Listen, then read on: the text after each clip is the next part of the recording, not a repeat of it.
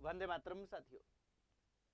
आज हम मनोविज्ञान के लाखों विद्यार्थियों के चहेते हैं और एक अनुभवी शिक्षक, लेखक आदरणीय आर.के. वैष्णव सर के साथ हैं।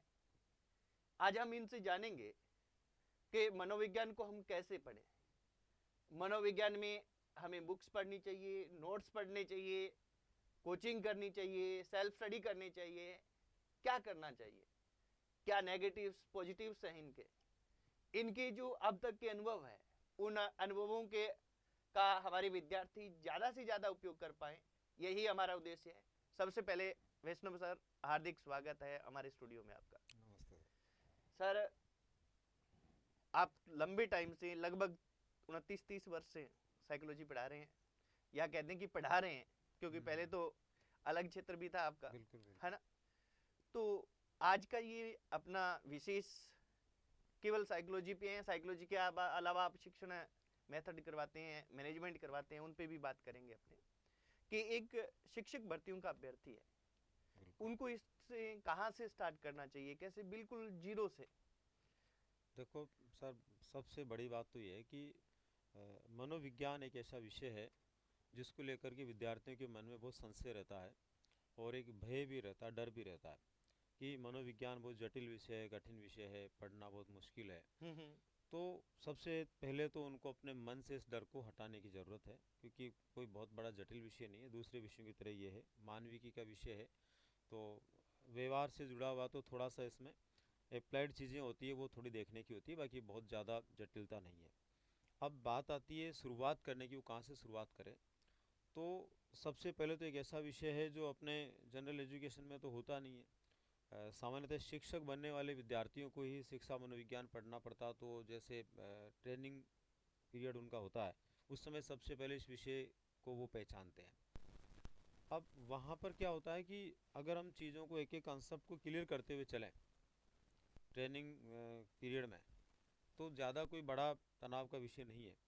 लेकिन अक्सर ये देखा गया है कि ट्रेनिंग के टाइम में विद्यार्थी इस विषय को लेकर बहुत ज़्यादा ध्यान नहीं देता। सीरियस नहीं होता है हाँ, वहाँ पे। सीरियस नहीं होता, वो केवल उसको पासिंग मार्क्स लाने के हिसाब से पढ़ करके, बिल्कुल। रट्टा मार करके वो उसको कर लेता है।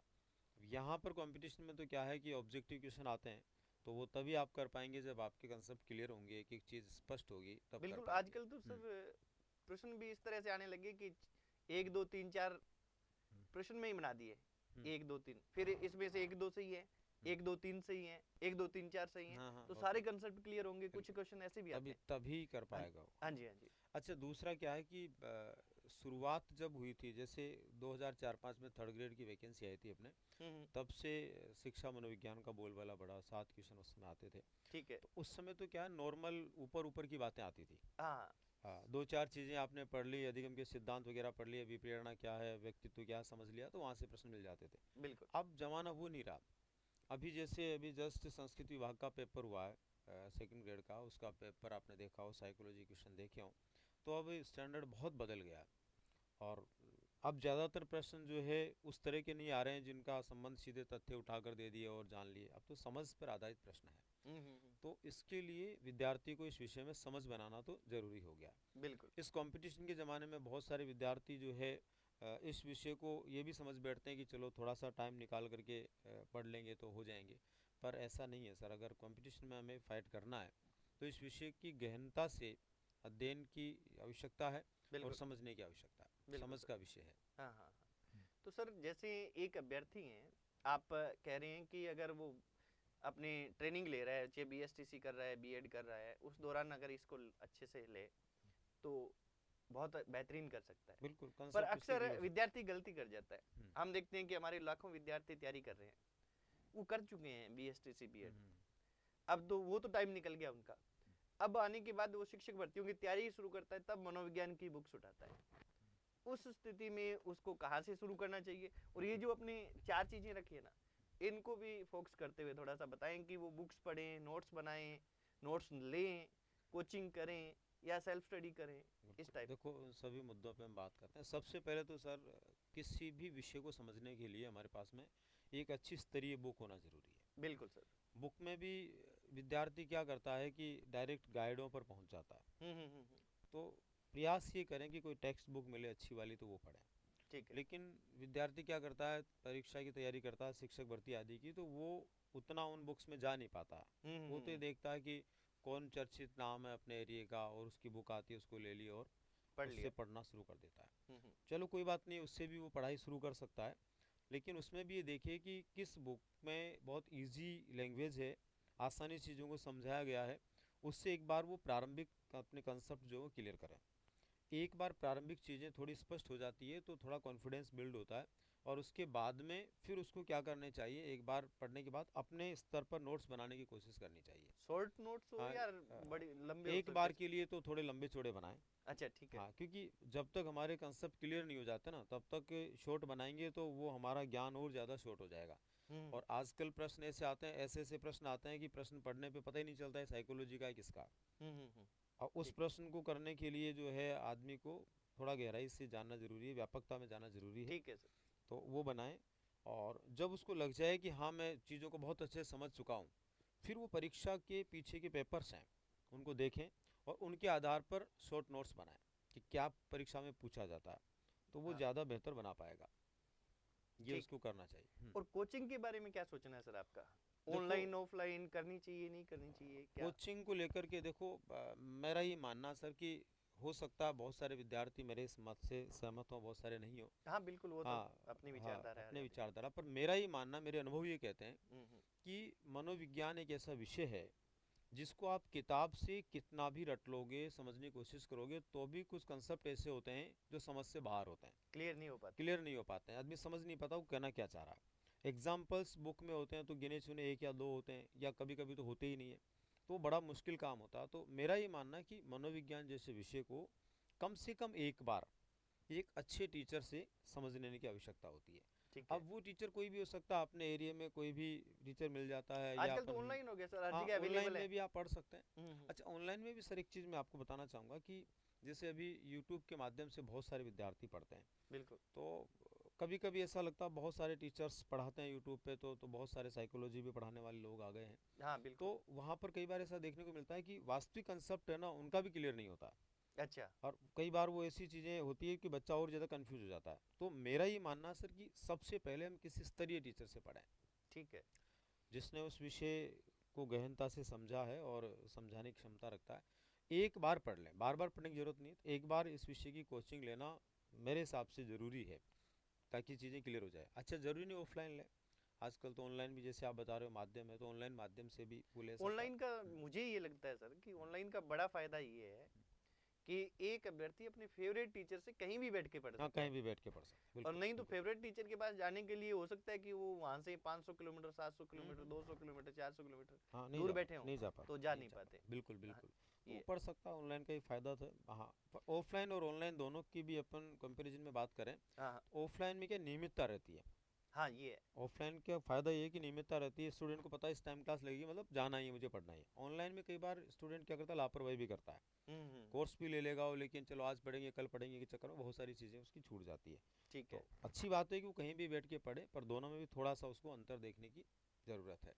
और सेल्फ स्टडी के बारे में सर?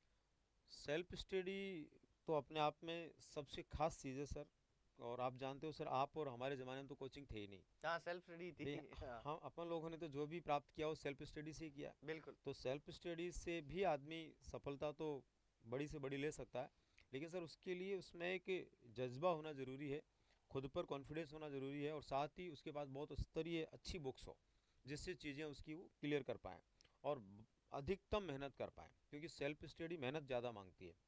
लेकिन ये भी अपन जानते हैं सर, सेल्फ स्टडी से सफलता भी जो है आदमी को मिलती है, क्योंकि बिल्कुल। उसके परिणाम आते हैं, खुद मेहनत करता है तो उसको चीज़ों का पता चलता है। अभी जैसे नोट्स बनाने की अपन बात करें, एक हमारी आदत क्या होगी स्टूडेंट की ज़्यादातर की, किसी के नोट्स परचेज कर लेते हैं और फिर पढ़ते हैं।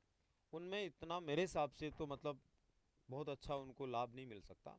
नोट्स खुद के बनाने चाहिए अच्छे बुक से। आप भी मान रहे हैं इस बात को? हाँ बिल्कुल आप सही। खुद बनाओगे तो पढ़ोगे एक बार उसको, क्या उसमें मुझे जो है नोट्स में लिखना चाहिए उसको लिखोगे, फिर दोबारा पढ़ोगे, तो 2 3 4 बार रिपीटेशन होगा, अभ्यास होगा उसका, तो वो ज़्यादा उसको जो है ना समझने में सहूलियत देंगे। सर आपकी बुक्स भी, आपकी खुद की बुक्स भी काफी आई हुई हैं, हाँ भी बहुत अलग सारी अलग पब्लिकेशन से भी आई है, अलग अलग तो उसके बारे पब्लिकेशन में से। थोड़ी जानकारी दो आप। हाँ देखो सर, बुक्स तो मेरी जो है साइकोलॉजी को लेकर के अन्य विषयों को लेकर के लगभग 2004-05 से ही मार्केट में है किसी न किसी रूप में। हम्म। स्पेशली 2011 के बाद में स्कूल मैनेजमेंट, साइकोलॉजी और मेथड्स की बुक्स जो है सबसे ज़्यादा मेरी मार्केट में है। और बहुत सारे अलग अलग पब्लिकेशन के साथ मैंने काम किया है, और ज़्यादातर उस पब्लिकेशन के साथ काम किया है कि जिसका प्रचार प्रसार लंबे क्षेत्र में है, राजस्थान के कोने कोने में बच्चे पढ़ते हैं। हाँ भी हर विद्यार्थी के पास हम्म। पहुंच जाए। बाकी सर अभी जस्ट मेरी जो बुक आई है सहज इंडिया पब्लिकेशन से, हम्म। जिसमें एक समग्र मनोविज्ञान की बुक भी मैंने निकाली जो पहले नहीं थी, मतलब पहले मेरी एक एक कंपटीशन की थी अच्छा, अलग। जैसे ग्रेड थर्ड की है, रीट हाँ की है, ऐसे थी। ग्रेड सेकंड की है, हम्म। ऐसे थी। अब जो वो एकदम कॉमन है तो वो समग्र किसी वाली के में लिए, सर सभी शिक्षक भर्तियों सभी के लिए। सभी शिक्षक भर्तियों के लिए है। और खास बात ये सर, उसको मैंने एकदम टेक्स्ट बुक टाइप बनाया। ठीक है। उसमें अच्छी स्तरीय जो बुक्स है ना, हम्म। उनसे संबंधित उस मैटर को लेने का प्रयास किया है, एनसीईआरटी के मैटर को लेने का प्रयास किया जहाँ से आजकल प्रश्न पुटअप किए जाते हैं। ठीक है सर। ताकि बहुत अच्छी बुक है, और मार्केट में अभी बहुत सारे विद्यार्थी उसकी सराहना भी करते हैं, उसको पढ़ भी रहे हैं। हालांकि देखो सर, मानवीय भूल हो जाती है, हो हाँ सकता है उसमें भी छोटी मोटी कोई त्रुटि रह गई हो, हाँ पर बिल्कुल। फिर भी मेरा प्रयास ये रहा है कि वो एक बहुत अच्छी बुक मैंने तैयार की है। इसके ठीक। अलावा अलग अलग तो है ही, जैसे फर्स्ट ग्रेड की, सेकंड ग्रेड की, रीट की, सबकी बुक्स है।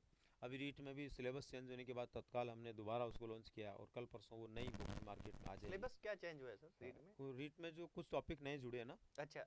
जैसे साइकोलॉजी में भी 2-3 टॉपिक जुड़े हैं, अच्छा, तो जुड़े हैं वो क्या? हाँ जुड़े हुए जो टॉपिक हैं वो सारे उसमें मैंने ऐड किए हैं। तो मतलब प्रयास ये रहता है बुक भी मार्केट में बच्चे के पास जाए तो उसको पढ़े तो उसको लगे कि हाँ अच्छी बुक है, उसको लाभ मिले। ये ठीक। प्रयास हमेशा रहा। सर जैसे शिक्षण विधियों का क्या रोल रहता है चयन में, एक सर विद्यार्थी के सिलेक्शन में? शिक्षण विधियों का एक बहुत बड़ा रोल रहता है। अब यूँ मान के चलिए आप कि अभी हम थर्ड ग्रेड को लेकर बात करें छोटी सी, हम्म। तो थर्ड ग्रेड में लेवल फर्स्ट की यदि हम बात करते हैं तो उसमें साइकोलॉजी के 10 क्वेश्चन आने हैं, बिल्कुल। और शिक्षण विधियों के उसके अंदर जो है 20 क्वेश्चन आने हैं। अच्छा। तो आप समझिए कि उसका एक बड़ा रोल उसमें बनता है। 20% आएंगे विषयवार, 4-4 क्वेश्चन, देखिए 5 विषय हैं तो 20 क्वेश्चन हो गए। बिल्कुल। और शिक्षण विधियों में क्या होता है सर, सब विषयों में कॉमन होती है। कुछ कुछ चीज़ें विषयगत जो होती है ना, विषय की प्रकृति हुई या कोई खास बात विषय को लेकर के है तो वो अलग हो सकती है। बाकी उपागम हुए, मापन हुआ, मूल्यांकन हुआ, उद्देश्य हुए, तो सब में कॉमन होते हैं।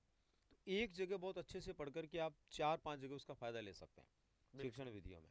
और एक बहुत बड़ा रोल है सर थर्ड ग्रेड में। तो इसी तरह सेकंड ग्रेड की हम बात करें तो उसमें फर्स्ट पेपर में साइकोलॉजी आता है, और सब्जेक्ट वाले पेपर में वही 20% मेथड के आते हैं।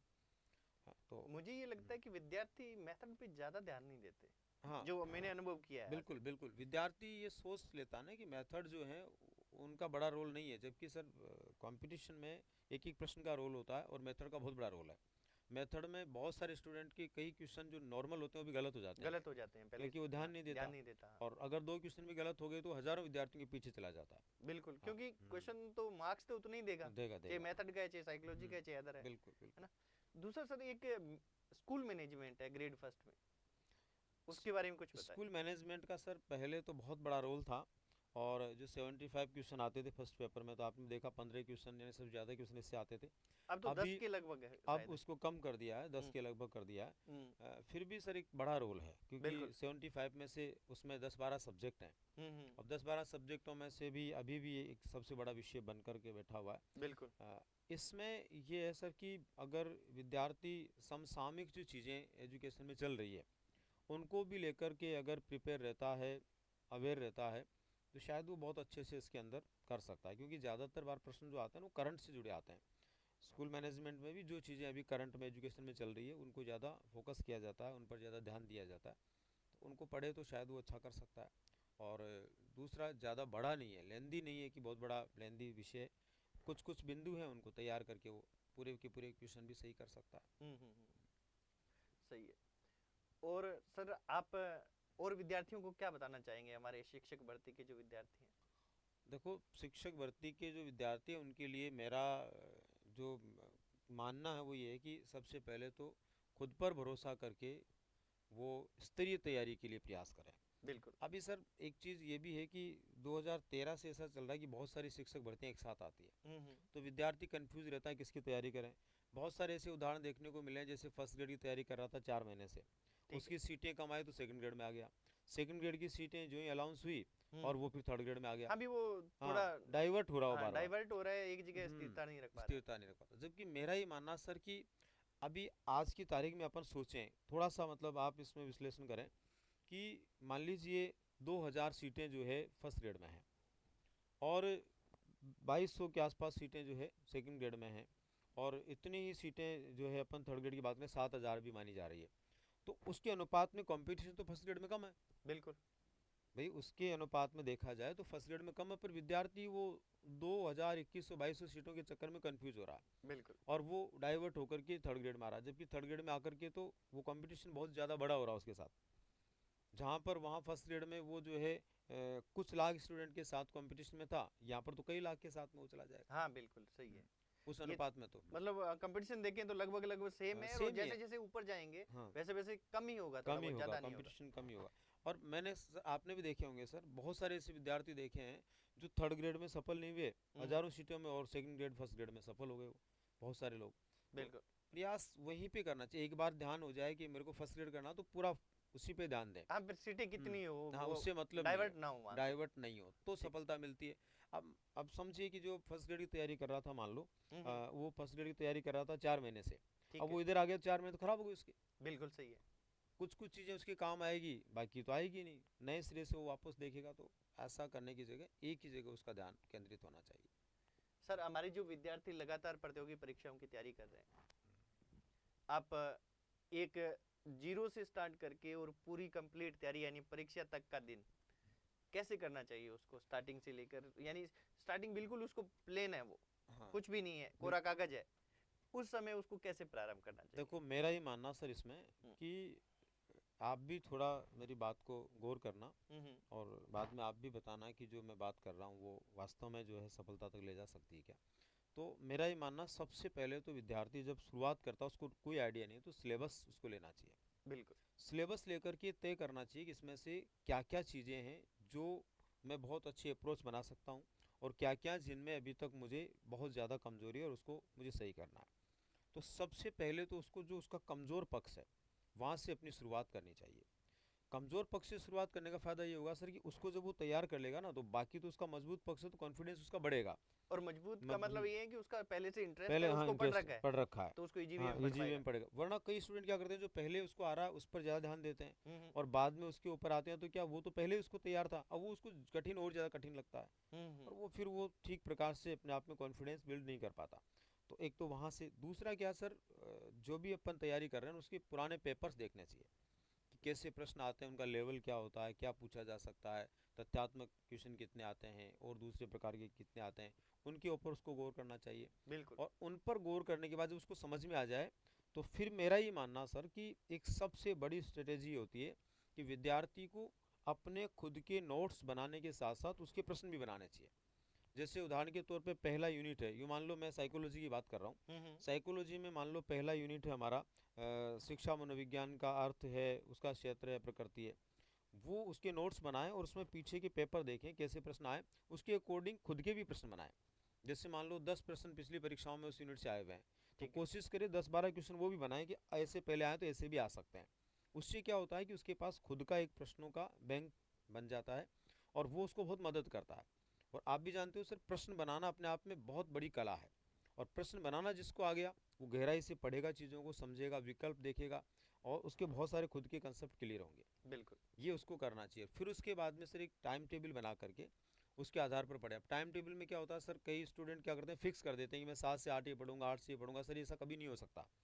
आप भी जानते हो कि अभी अपने, टॉपिक हाँ बीच में चल रहा है, वो हाँ फिर उसको हाँ 8 बज गई, इसका मतलब वो वहीं हाँ पैकअप वहीं पे, करेगा। हाँ, ऐसा नहीं करना हाँ, चाहिए। विषय को टारगेट करना चाहिए। अच्छा। मेरा ये मानना है विषय को टारगेट करे हम्म, कि जैसे मान लीजिए हिस्ट्री उसके है, तो वो हिस्ट्री को कितने समय में कंप्लीट कर सकता है उसको टारगेट करके कंप्लीट करे एक बार। फिर दूसरे सब्जेक्ट को लें, तो उससे क्या है कि मेरे हिसाब से ज़्यादा अच्छा कर पाएगा वो। इस तरह से वो तैयारी करेगा और ज़्यादा अच्छा कर पाएगा। टारगेट बेस पे वो काम करे, और उस पर भी टारगेट बेस पे भी काम करते समय समय कभी ज़्यादा भी देना पड़ सकता है, कभी कम भी देना पड़ सकता है। बिल्कुल तो जितना ज़्यादा वो समय निकाल सकता है वो निकाले। आज के समय में सर पढ़ाई जितनी ज़्यादा करेगा, अभ्यास जितना करेगा, उसको सफलता मिल सकती है। तो अभी भी सर बहुत सारे स्टूडेंट जो जीरो से स्टार्ट करना चाहते हैं, मेरा ही मानना है सर अभी भी जीरो से स्टार्ट करके वो इस स्ट्रेटेजी से सफल हो सकता है। बिल्कुल सही। सर, विद्यार्थियों के लिए कोई और संदेश आप देना चाहें? बस विद्यार्थियों के लिए सर यही है कि मेहनत करें, प्रयास करें, एक सही मार्गदर्शन के साथ में आगे बढ़ें तो निश्चित रूप से सफलता मिलेगी। हम में से बहुत से विद्यार्थी वो भी होते हैं सर जो मतलब कई बार मार्गदर्शन लेना ही नहीं चाहते। उनको यूँ रहता है कि हम खुद अपने स्तर पे बहुत अच्छा कर सकते हैं, तो बहुत अच्छी बात उनको करना चाहिए। लेकिन मेरा ये मानना है कि कंपटीशन आज के ज़माने में जो है उसके अनुसार छोटा मोटा मार्गदर्शक तो उनका होना ही चाहिए, जो उनको थोड़ी राहें दिखा दें। और अगर वो उस मार्गदर्शक को ध्यान में रखते हुए आगे बढ़ते हैं तो सफलता सुनिश्चित रूप से उनको मिलती ही है। सफलता के लिए कठिन मेहनत तो करना ज़रूरी है ही है। बिल्कुल बिल्कुल। आप सभी को सर ने अपने अनुभव बताए, किस तरह से तैयारी करनी चाहिए, इन पे चर्चा की। आपकी तरफ से और मेरी तरफ से सर आपका बहुत बहुत धन्यवाद, आपने अमूल्य समय दिया। धन्यवाद। जय हिंद, वंदे मातरम।